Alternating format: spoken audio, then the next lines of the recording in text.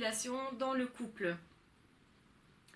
Alors, ce qu'il faut savoir tout d'abord, c'est que la première approche que l'on a avec le pervers en question se fait sur un mode tout à fait, en tout cas qui se confond avec quelque chose de tout à fait normal, puisqu'il va se positionner d'abord dans une manœuvre de séduction. Donc la séduction, c'est tout à fait quelque chose de normal dans le fait où quand on veut faire un couple, forcément, il y a de la séduction. Et donc on comprend très bien que cette personne essaye de nous séduire. Et donc ça peut être perçu quelque chose de plutôt positif en fait, puisqu'il va se présenter plutôt comme un bon prince charmant, quelqu'un de vraiment accueillant, etc. Et donc on va se dire, ah quand même, l'amour a l'air de passer par là, donc c'est plutôt tentant en fait. Et puis assez vite, puisque quand même ça se détériore très vite, une fois qu'on montre de l'intérêt à cette personne-là, généralement ça se retourne en fait. Donc il va y avoir des mini-attaques, mais vraiment très très minimes, si bien qu'on va hésiter, on ne va pas comprendre réellement que ce sont des attaques. Ça peut être tellement minime que ça paraît anodin en fait. Donc je prends un exemple que j'ai vécu. Donc quand j'avais 20 ans, j'étais amoureuse d'un pervers narcissique qui était avec moi au cours en fait. Donc il faisait la psycho également, donc ça c'est tout à fait rassurant. Donc voilà, on ne se demande pas pourquoi. À mon avis, il cherchait de nouvelles techniques pour me manipuler mieux les autres. Enfin, c'est ce que je déduis moi. Ça c'est une déduction, mais... Alors c'était un garçon qui était très très séduisant, qui était quand même plutôt mignon.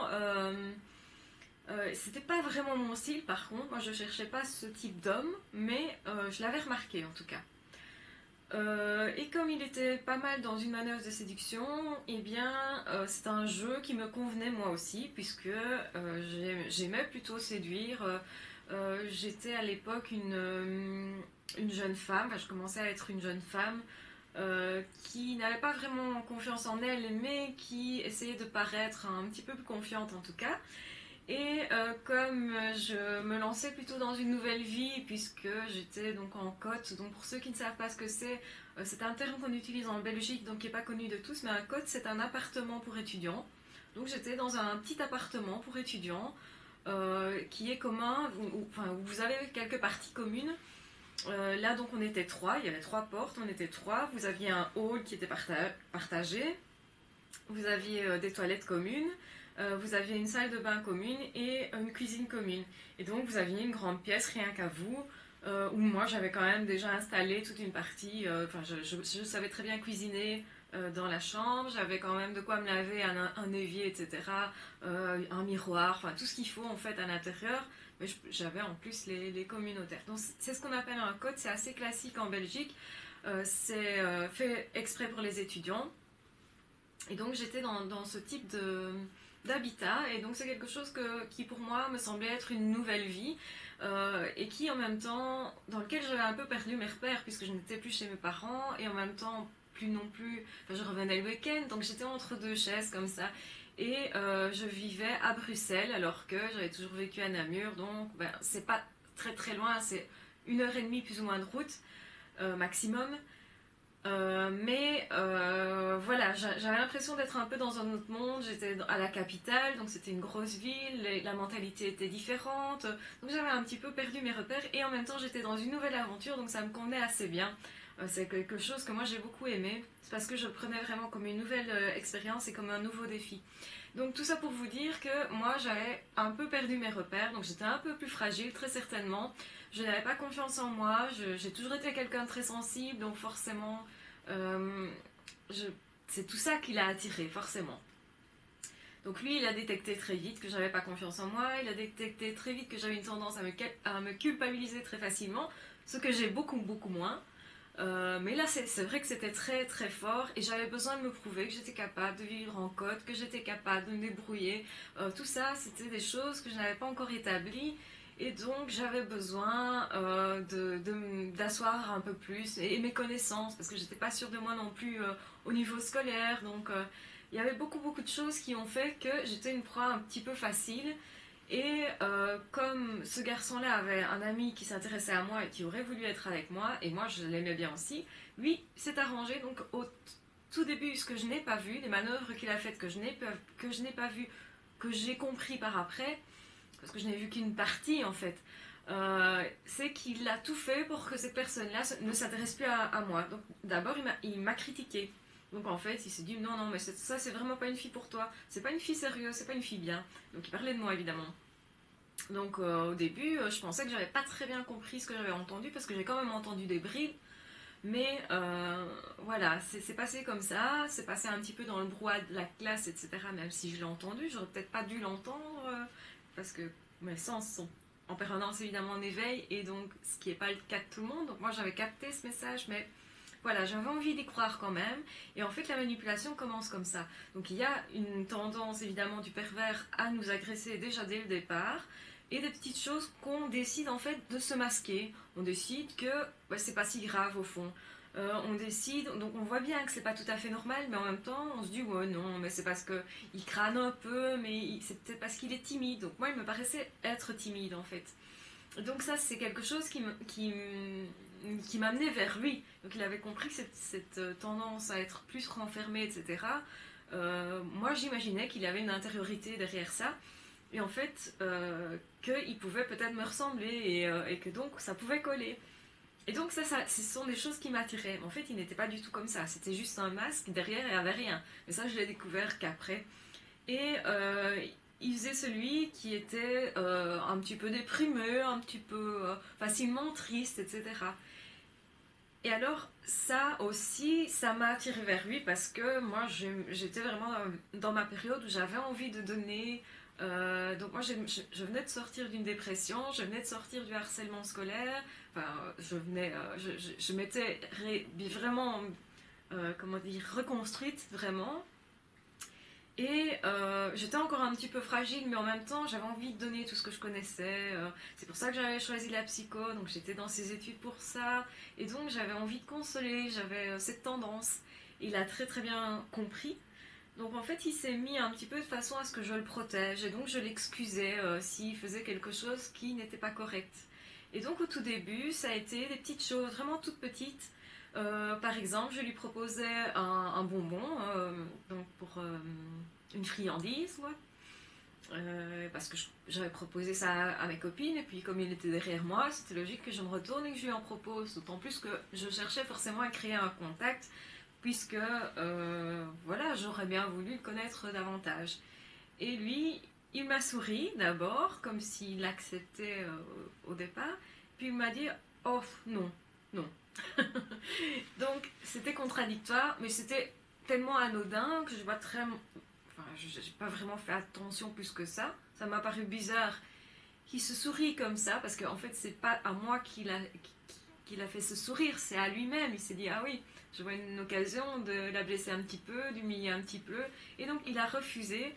Et quand on refuse quelque chose qui vient de l'autre, c'est une façon de dire non, j'ai pas trop envie d'être en relation avec toi. Même si, je vais dire, c'est une petite.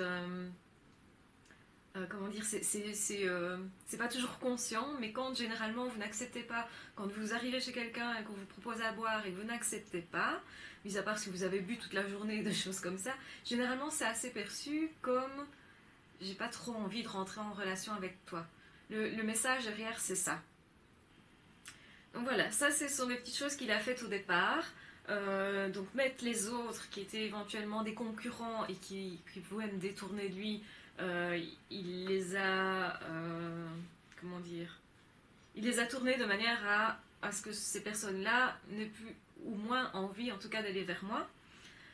Donc il s'est occupé des concurrents on va dire, mais donc ça c'était déjà un petit peu gros quand même parce que moi à la base c'était pas lui qui m'intéressait, c'était justement son copain. Donc là j'ai pas trop compris pourquoi tout d'un coup, paf, alors qu'on avait quand même établi un premier contact et que ça s'était bien passé, pourquoi tout d'un coup ce copain n'est plus venu au cours, et puis il ne me disait plus bonjour tout d'un coup, alors qu'il n'y avait rien eu.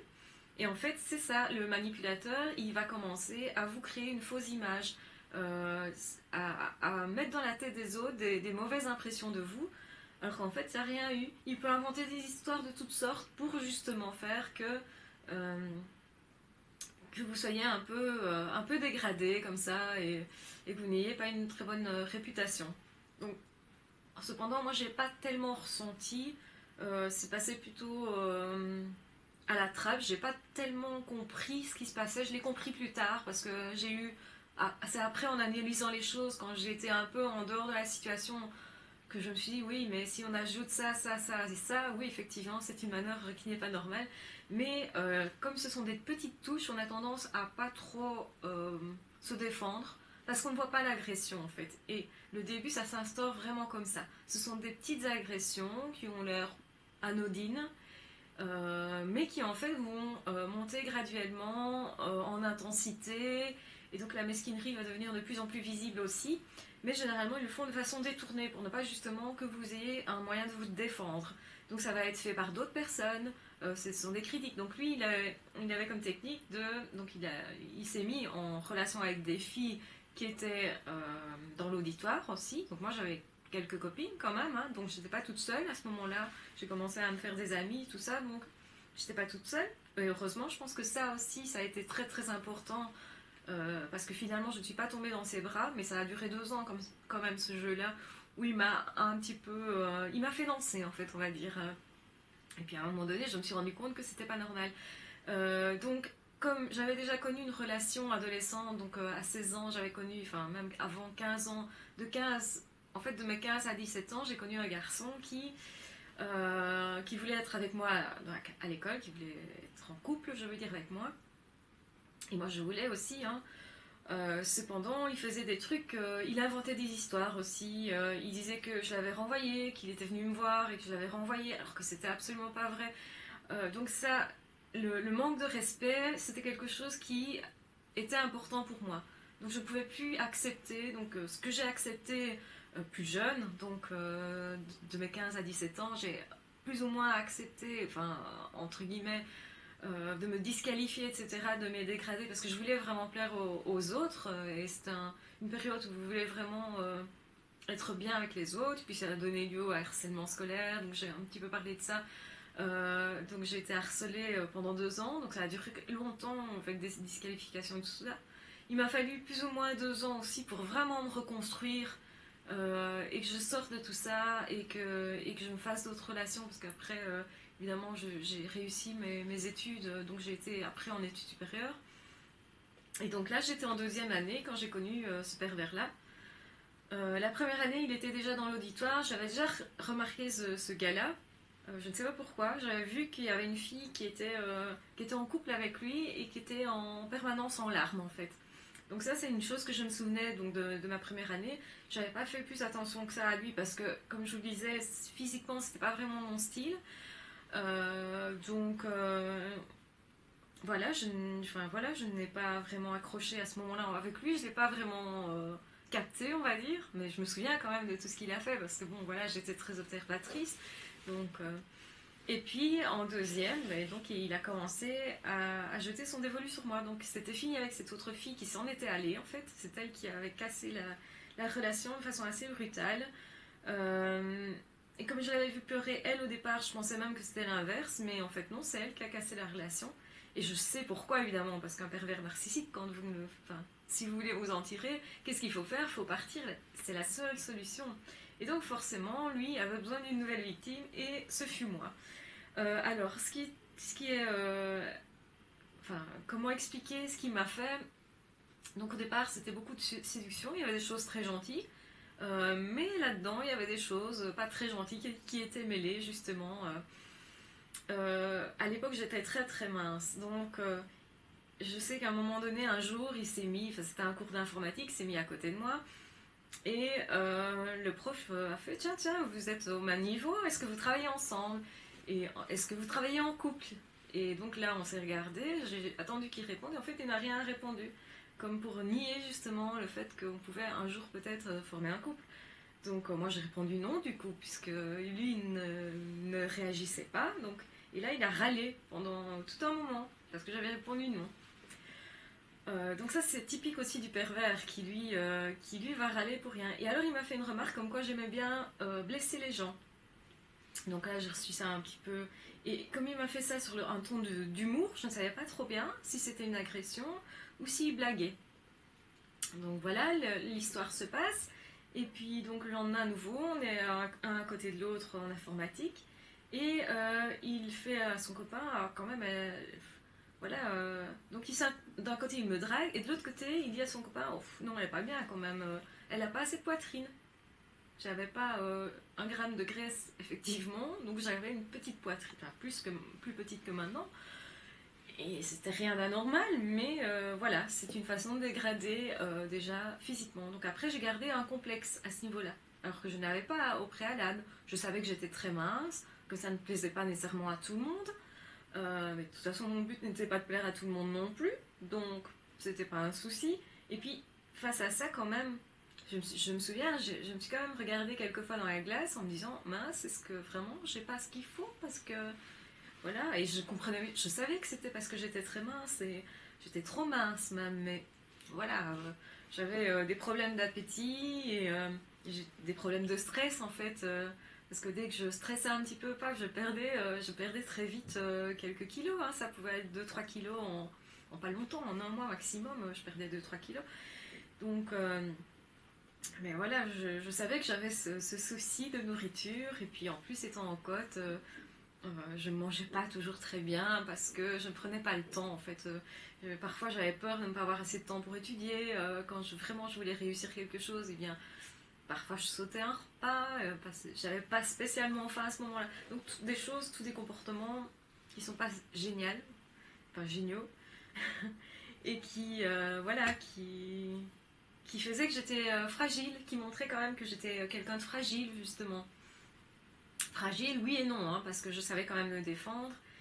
Et donc ce qui m'a fait aussi, c'est à un moment donné, moi j'ai osé lui envoyer des messages, donc j'ai fini par avoir son numéro de téléphone, pas lui qui me l'a donné, avec quelqu'un d'autre, mais ce qu'il faisait régulièrement, c'est il me draguait et puis il me critiquait. Donc il me draguait, moi je me disais, ah ben, je lui plais bien, et puis il me critiquait. Souvent c'était sur ma personnalité, ma façon d'être. Ah, cette fille-là, elle se prend pour quelqu'un. D'accord. Donc j'entendais des choses un petit peu. Et puis j'avais mes copines qui me rapportaient aussi. Ah, ils ont dit que tu n'étais pas quelqu'un de très bien, que tu t'y croyais, que tu jouais avec les gens. Des choses qui, pour moi, ne me correspondaient vraiment pas parce que j'étais quelqu'un qui était honnête. Je me doutais que je ne plaisais pas à tout le monde, mais je cherchais pas non plus à plaire. Enfin, plus depuis justement ce problème de harcèlement scolaire où je me suis dit, ok, maintenant je suis moi, ça plaît pas, mais je suis moi et je vais vers ce que je veux être moi. Euh, et donc j'avais gardé cette optique-là. Moi j'arrivais avec ma franchise qui ne plaisait pas toujours, hein, mais en même temps, je ne pouvais pas nier que j'avais plus mon masque. Je ne mettais pas des masques. Je blaguais parfois avec les professeurs, donc il y avait des professeurs avec qui ça passait très bien parce qu'ils aimaient bien mon humour. Il faut penser aussi qu'on était quand même dans un domaine un peu particulier, la psychologie, c'est quand même de l'analyse, donc je pouvais rester moi-même plus facilement dans un domaine comme celui-là, qui est quand même un domaine où on a un peu de créativité, où les autres sont plus ou moins comme ça aussi. Et donc voilà, je ne trouvais pas ça... je trouvais que ces arguments-là, en tout cas ce qu'on me disait de moi, était bizarre. Mais ça me travaillait. Donc forcément, ça me travaillait, je rentrais chez moi, enfin dans mon petit cote, et voilà, je me disais, mais c'est quand même formidable qu'on me voit comme ça. Et alors j'essayais quand même un petit peu qu'on me voit plutôt comme j'étais. Je montrais ma gentillesse. Si j'avais envie d'aider quelqu'un, je le faisais. Et je le faisais sans me cacher. Parce que je me disais, mais comme ça va un peu remettre les choses à leur place. Et donc, ça, c'était vraiment le manœuvre du manipulateur qui, justement, manipule les autres. Donc les filles qui étaient autour me critiquaient facilement en disant notamment que j'avais, moi, besoin d'aller voir un psy, qu'il y avait quelque chose chez moi qui n'allait pas. Parce que je le draguais et puis je me détournais de lui. Mais je me détournais parce qu'il venait de m'attaquer, mais ça, elle ne se rendait pas compte. Et lui, à ce moment-là, donc dès qu'il venait de faire une attaque, paf, il venait me rechercher. Donc c'était vraiment un jeu de séduction, c'est ce qu'on appelle le jeu du chat et la souris, c'était vraiment ça. Et lui-même a utilisé cette expression, donc ça c'était formidable quand il m'a sorti ça, qu'on jouait au jeu du chat et la souris, je me suis dit mais c'est extraordinaire, quoi. Il s'en rend compte et il le fait quand même, quoi. Et donc c'était vraiment au point que ça a été jusqu'à m'inviter à un rendez-vous, et ça c'est vrai que c'est moi qui ai impliqué ce rendez-vous, Et puis, il m'a envoyé un message juste avant. Est-ce que tu vas bien venir? Telle heure, j'ai peur que tu ne sois pas là. Ok. Je répondis, t'inquiète pas, je serai là. Je suis arrivée au rendez-vous et devinez qui n'était pas là? Lui. Il m'a posé volontairement un lapin. Alors j'ai pris mon téléphone, je lui ai dit, mais enfin, t'es où? Et il m'a dit, mais écoute, j'ai rencontré une fille hier soir je suis en train de dormir chez elle. Donc ça c'était très sympa aussi, donc ça fait un peu une raclée terrible.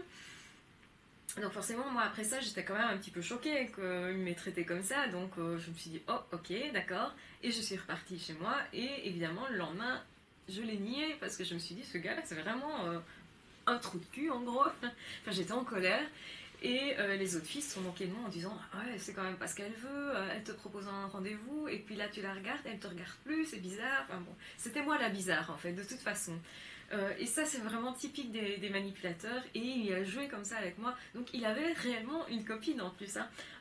J'ai appris par après qu'effectivement, il y a eu des copines en question. Il m'a mis une fois bien clairement sous le nez une fille qui n'était pas la même qu'au début, mais enfin, en montrant bien. Une soirée, en fait, donc on devait aller à une soirée et j'étais invitée par des copines à moi. Et lui voulait être sûr que je viendrais à cette soirée. Donc déjà c'était un peu bizarre, il me disait ah tu seras là, et moi je lui avais répondu écoute je ne sais pas, tu verras bien. Parce que j'avais pas envie de lui donner une réponse, parce qu'il jouait avec mes pieds, et que là je me rendais compte qu'il jouait avec mes pieds, donc j'avais pas non plus envie de lui apporter sur un plateau mon cœur comme ça, comme j'avais fait au début. Et il me disait en plus, mais tu vas te dévaler plus, il faut que tu te montres plus. Enfin, donc vraiment, il voulait que je me mette en péril en fait, parce que c'était ça. Hein, il voulait me connaître plus pour savoir où frapper en fait. C'était vraiment ça. Et donc à cette soirée, effectivement, j'y ai été.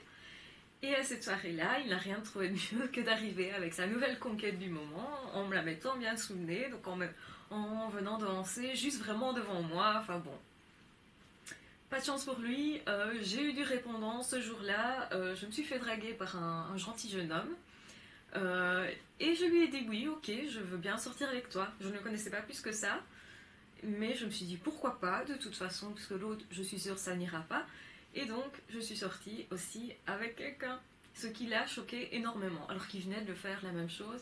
Et alors après, ça a fait le tour de tout l'établissement. Mon Dieu, là, ah, c'est une salope, elle est sortie avec l'autre, alors qu'elle le draguait lui, c'est bizarre. Enfin bon, oui, mais sauf qu'il n'avait pas la bonne version. Chaque fois, il manquait un bout, si vous voulez. Et donc, ça a duré 2 ans, ce petit jeu.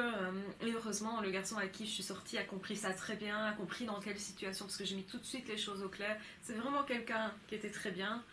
Malheureusement pour lui, je n'ai jamais éprouvé vraiment de l'amour pour lui. C'était vraiment une amitié qui était profonde, mais c'en est resté là. Ce qui explique qu'à la fin de mes études, je lui ai dit que c'était terminé parce que je voyais pas où on allait. Et puis on se voyait pas beaucoup. Il avait son boulot, il était beaucoup pris. Moi j'avais besoin d'une relation réelle, plus réelle que ça. Et, euh, et voilà, il m'a même avoué qu'il m'avait laissé de côté à un moment donné parce qu'il avait plein de choses à faire et qu'il s'est dit que j'étais gentille, donc je resterais là. Mais voilà, c'est pas ce qui s'est passé dans la réalité. Enfin bon, ça c'est une parenthèse. Et donc ça a continué après, même après être sorti avec cette autre personne, il a essayé de me redraguer. Et moi je me disais non, non, non, mais j'ai compris, arrête. Je savais qu'il était comme ça, donc je savais qu'il allait recommencer. Et j'avais bien compris qu'il jouait un jeu et que c'était toujours la même chose, me séduire dès qu'il m'avait. Et me séduire, ça passait aussi par le fait d'être accaparé, de faire semblant d'être accaparé, d'être triste, d'être oh mince, j'ai fait une connerie, je suis sortie avec une autre fille, mais c'était toi que je voulais. Enfin, ce genre de discours. Euh, et de faire croire que qu'il est le plus malheureux, qu'il a raté l'amour de sa vie. Et bon, à un moment donné, quand ça dure quelques jours, quelques semaines, à un moment donné, ben, ah, quand même, votre cœur comme ça est mis à mal est mis à mal et il est sensible à ce genre de discours. On se dit mince quand même, il a l'air attaché, il a l'air de m'aimer. Et en fait, ce qu'on comprend pas, c'est que ce n'est pas du tout de l'amour. On imagine que l'autre a de l'amour et c'est pour ça que ça fonctionne. Mais c'est pas du tout de l'amour. Et d'ailleurs, dès que je lui accordais de l'attention en me disant ah bah oui, peut-être j'ai peut-être fait une connerie moi aussi de sortir avec quelqu'un d'autre, j'aime quand même bien lui et j'y pensais tout le temps donc forcément, hein, parce que un manipulateur comme ça qui vous manipule, qui vous met sous emprise, parce que c'est vraiment de l'emprise, c'est pas de l'amour, c'est de l'emprise. Ce qui explique que j'étais intéressée par lui sans qu'il me plaise tellement, même si c'était un bel homme vraiment, mais c'était pas mon style, il n'y avait rien à faire. Et pourtant, je m'y suis intéressée parce que justement, il y avait cette emprise. Et c'était vraiment par ce côté-là qui m'a tenue. Maintenant, c'est vraiment un type de relation qui est une mauvaise relation, forcément, hein. Moi, ça me détruisait énormément. C'était déjà, bon, physiquement, il m'avait critiqué, donc physiquement, je me sentais de moins en moins belle, en fait. Ce qui explique d'ailleurs que je sois sortie avec cet autre garçon, c'est justement parce que j'avais peut-être besoin de me prouver que j'étais quand même pas si mal que ça, que quelqu'un pourrait quand même vouloir de moi. J'avais ce manque de confiance en moi qui était derrière, qui a toujours été derrière, mais là c'était peut-être un peu plus fort. J'avais besoin de bonnes expériences. Je m'étais, comment dire, je m'étais persuadée que j'allais avoir de bonnes expériences et enfin voilà, je voulais me lancer des défis, je voulais avancer. Je faisais de la psycho, c'était pas non plus pour laisser dormir les outils que j'apprenais. Non, je voulais les utiliser aussi pour moi, les tester. Voilà, c'est. Donc il y avait physiquement, je me sentais moins belle. Et puis heureusement, comme il y avait d'autres personnes qui étaient intéressées par moi, ben, ça allait tout de suite mieux. Et puis il y avait. Le pire, c'était vraiment le côté. Mon caractère, quoi. Le caractère que j'avais était le même qu'aujourd'hui, parce que le caractère, on ne change pas vraiment. Je pense qu'on est la même personne, quoi qu'il arrive. Le corps va changer, enfin voilà, il y a plein de choses, l'atmosphère dans laquelle on vit changera, les gens qui nous entoureront changeront, mais ce qui change jamais, c'est ce qu'on est soi. On continue de se construire, on continue d'ajouter des pierres à l'édifice, mais on ne change pas, on est ce qu'on est. Et donc moi j'avais décidé d'être moi. Et justement, il parvenait à me faire douter que mes décisions soient bonnes, à me faire douter de mes sentiments, à me faire douter même de mon état mental, parce que comme ils étaient plusieurs à dire que j'avais un souci quand même, j'ai quand même été voir une psychologue au final, à cause de lui. Et une fois que j'ai réalisé que c'était à cause de lui et qu'en plus on tournait à vide dans ce machin-là, parce que j'avais en face de moi une psy qui me disait oui, oui, et voilà. Et donc il n'y avait pas de réaction, il n'y avait pas de question, il n'y avait pas. Et quand je posais une question, parce que moi je voulais avoir quelqu'un en face, répondait par ma question, ma propre question. Oui, mais toi, comment tu répondrais à tes questions? C'était ça en fait. Donc là, je me suis dit, mais à quoi servent ces entretiens de psy? Donc je suis psy moi-même, mais je critique enfin en tout cas ce type d'entretien qui ne me convenait vraiment, vraiment pas. Où pour moi, ça m'a permis de m'enfoncer un peu plus, de ruminer davantage, parce que je pensais que le problème venait de moi. Et évidemment, puisque j'avais jamais vraiment construit un couple durable, je me disais, ah oui, le problème vient de moi, donc je cherchais, et je ne trouvais pas. Enfin voilà, on allait creuser pour chercher des problèmes en fait, et je revenais de là et j'étais dépitée, j'étais fatiguée de ces entretiens. Je sentais que ça me faisait du tort en fait. Et à un moment donné, j'ai vraiment arrêté de façon brutale mes entretiens parce que j'ai réalisé que je faisais ça parce que lui avait dit que j'étais pas normale. Parce que lui avait dit que j'avais besoin de faire. D'avoir un traitement à ce niveau-là. Et je me suis dit, mais non, c'est complètement ridicule. Quand j'ai réalisé que, à nouveau, enfin, que c'était de la perversité narcissique, en tout cas, j'ai réalisé que le problème venait de lui. Euh, et que j'ai compris que j'avais pas ce problème-là avec d'autres personnes. Donc, par expérience, je me suis dit non, non, c'est pas possible, ça vient pas de moi là quand même. Parce que j'arrive à avoir des amis, les autres me disaient, mes amis me disaient non, non, c'est pas toi, hein, t'inquiète pas, je ne connais pas de personne plus gentille. Et moi, je m'imaginais que c'était moi qui n'étais pas assez gentille. Donc, du coup, je lui pardonnais davantage de choses. Du coup, il allait encore plus loin dans la manipulation, dans les crasses qu'il me faisait en fait, hein, qui étaient surtout d'ordre psychologique, c'est-à-dire draguer d'autres personnes, donc ça il faisait très souvent pour chaque fois me faire mal, euh, me critiquer publiquement, et j'ai même eu peur que ça tourne justement au harcèlement. J'ai eu peur que cette histoire que j'avais connue quand j'avais 15 ans, qui a duré jusqu'à mes 17 ans, j'ai eu peur que ça recommence.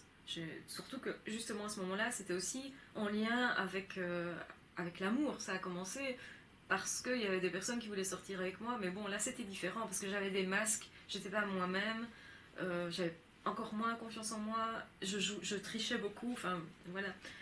Et j'étais beaucoup plus renfermée, beaucoup plus timide et je me protégeais beaucoup plus, donc. Mais j'ai quand même eu peur que ça recommence. Je me suis dit non, non, attends, ça, je suis pas d'accord que ça recommence. Et, euh, et heureusement, j'avais des très bonnes amies qui sont restées avec lesquelles je suis toujours en contact aujourd'hui. Euh, donc c'est très, très positif tout ça. Enfin, ce sont des personnes qui me disaient non, non, mais moi je connais pas quelqu'un de plus gentil. Non, mais attends, ce que tu fais, c'est normal. Puisque lui a fait ça, c'est lui qui a un problème. Elle me le disait clairement. Elle me disait, mais non, attends, moi, dans ta situation, j'accepterais pas non plus. Tu acceptes même trop. Et donc, au fur et à mesure, et c'est par petites étapes, on prend conscience des choses, mais au fur et à mesure. Et je pense que j'ai pas pris conscience à ce moment-là que c'était un pervers narcissique. Je me rendais compte qu'il y avait quelque chose qui n'était pas normal, qu'il me respectait pas. Là, je voyais clairement que c'était un manque de respect. Je me raisonnais beaucoup parce que j'essayais de trouver ce qu'il y avait derrière ça. Et en même temps, ça me fascinait parce que enfin, comme je voulais comprendre les choses et que je ne les comprenais pas tout à fait, je voyais qu'il y avait quelque chose là, que j'étais assise sur quelque chose que je n'arrivais pas à définir, mais j'étais chaque fois tout près. Et je sentais qu'il y avait quelque chose de pas normal, donc je me rendais compte de beaucoup, beaucoup de choses. Surtout que je notais tout en plus, donc pas de chance pour lui ça.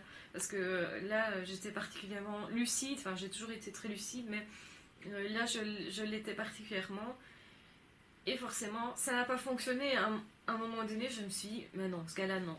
Et moi-même, je faisais un petit peu. Je jouais un peu avec en fait. Au début, j'étais plutôt victime, on va dire. C'est moi qui me prenais des gamelles à répétition parce que j'avais offert mon cœur facilement comme ça. Et puis après, je me mettais à distance, j'étais plus prudente. Euh, En croyant d'ailleurs que c'était moi qui, comme j'étais trop prudente, que ça fonctionnait pas à cause de moi. Enfin, ça, il y avait encore la notion de culpabilité qui était... Et tout ça était faux, évidemment, parce que je pensais que c'était moi qui lui faisais du tort, alors que c'était l'inverse. Enfin, voilà. Et au fur et à mesure, donc plus vers la fin, à ce moment-là, moi, je me rendais vraiment compte qu'il avait un gros souci. Que chaque fois qu'il avait une copine, elle faisait des crises de jalousie, parce que lui, il jouait avec ça. Donc je me suis dit, ok, c'est lui qui est comme ça, c'est vraiment ça. Puisque moi aussi, quelque part, enfin, c'était même pas jalouse, j'étais pas jalouse des autres filles parce qu'en même temps, je les plaignais, je me disais, mais non, les pauvres, quoi. Donc, j'étais même pas jalouse des autres parce que je voyais bien qu'il les utilisait. Enfin, ça, j'ai jamais eu de problème avec les filles avec qui il est sorti. Par contre, j'avais peur quand même qu'il retourne les choses contre moi, mais au point de mettre mes amis contre moi. Ça, c'était ma plus grosse peur. Heureusement, ça n'est jamais arrivé. Et puis, je me suis défendue parce que j'ai joué avec lui aussi. Je me suis dit, ah oui, d'accord, tu joues avec moi, ok, je vais faire aussi. Et donc, j'ai commencé à faire. Je savais bien que dès qu'il venait de m'attaquer, il allait être dans une phase de séduction. Donc, moi, je faisais pareil. Donc, je le séduisais. J'essayais de l'amener. Alors, lui, il était tout content, là, à ce moment-là. Et puis quand il m'agressait, je faisais semblant que ça ne me faisait rien. Alors il se disait, là ça le tracassait, il me disait, il se disait, enfin, il venait voir, tiens, tu vas bien à ce moment-là j'avais des questions, ah tiens, on se fait la bise, à ce moment-là il fallait, il comprenait pas en fait, donc il venait essayer de me relancer. Et en fait il m'agressait et je me disais en moi-même, ouais, mais je sais bien que ça allait arriver, donc je suis plus surprise de ça. Donc quelque part, je rigolais à ce moment-là exprès. Et comme lui était dupe, même si ça me faisait quand même quelque chose en réalité, mais je savais bien que s'il allait m'inviter à un rendez-vous, donc après il m'a réinvité à un rendez-vous, enfin, et là je suis venue, il est venu aussi cette fois-là, et tout l'entretien, il m'a parlé d'une autre fille. Il m'a dit, ah ben je pensais que tu voulais sortir avec moi, mais ça c'était avant, hein, bien sûr. Il répondait lui-même à mes questions, par exemple. Donc c'était assez atypique. Et alors en même temps, il fumait et il mettait ses cigarettes comme ça, l'air de dire, je fais attention à toi. Donc c'était tout des trucs contradictoires. Mais je trouvais ça grotesque. Donc intérieurement, je rigolais de lui. Je me disais, mais toi, mon vieux. Et alors, j'ai joué dans son jeu en fait. Je lui ai dit, ah oui, mais moi ce soir, je dors avec un tel. Hein. Donc lui, il était tout surpris et voilà, donc c'était absolument pas vrai, il n'y avait personne près de moi, mais voilà, lui il y croyait, donc j'ai inventé aussi des choses juste pour le faire chier en fait. pour jouer dans son jeu. Je me disais, ah oui, tu me fais courir, tu me fais faire ça, ok, ben on va faire pareil. Donc je dis pas que c'était la meilleure solution, bien sûr que non, mais ça m'a permis quand même de relâcher une certaine tension, une certaine pression, euh, la colère aussi, de libérer de la colère. Je pense que c'était nécessaire, que c'est pour ça que j'ai fait ça. Et, euh, et au final, je m'en suis sortie parce que je me suis défendue. Même si, évidemment, plus je me défendais, plus il essayait de me culpabiliser. Et puis, et puis à un moment donné, je me suis rendu compte de ça. Et donc ça marchait de moins en moins. Et, euh, j'avais mes amis comme point de référence. Je leur disais, si je fais ça, c'est bizarre, c'est pas bizarre. Enfin, voilà.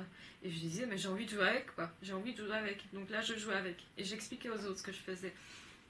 Comme ça, euh, Comme ça, je veux dire, personne n'était dupe. Et les autres me disaient, bah oui, enfin, vas-y. Enfin, voilà, on jouait avec aussi. Les autres, parfois, étaient un peu complices. Ils me disaient, oui, mais attends, moi, je vais me mettre tout près, je vais dire que t'as quelqu'un. Ou je vais dire que t'es toujours avec ton copain, tel. Ou ce qui parfois était vrai. Et enfin, bon, voilà. C'était juste pour ennuyer aussi. Donc, elles ont été très complices. Et je pense que ça a vraiment créé une grande amitié. Enfin, qui existait déjà avant, mais voilà, ça a confirmé en fait l'amitié et la confiance que j'avais dans les autres. Surtout que moi j'avais peur de les voir à un moment donné se retourner contre moi, ce qui n'est jamais arrivé. Et donc voilà, comment on peut être dans une histoire comme ça qui ne m'a quand même pas fait du bien, parce que j'ai quand même souffert énormément. J'ai eu des problèmes pour manger, j'ai eu des problèmes pour dormir, je me culpabilisais très fort, j'ai eu une perte de confiance en moi au niveau de mon physique et au niveau aussi de ma personnalité. J'ai été voir des psys pour rien. Et puis à un moment donné, ben, j'ai eu le déclic, je me suis dit c'est pas normal, c'est pas moi. Et puis après, donc à la fin de mes études, là c'était l'occasion pour vraiment couper les ponts parce que j'arrivais pas en fait à couper les ponts. Chaque fois je revenais, je me disais oui mais toi je te connais, c'est bon. Alors il me faisait son cinéma de petit, oh veux-tu me consoler là.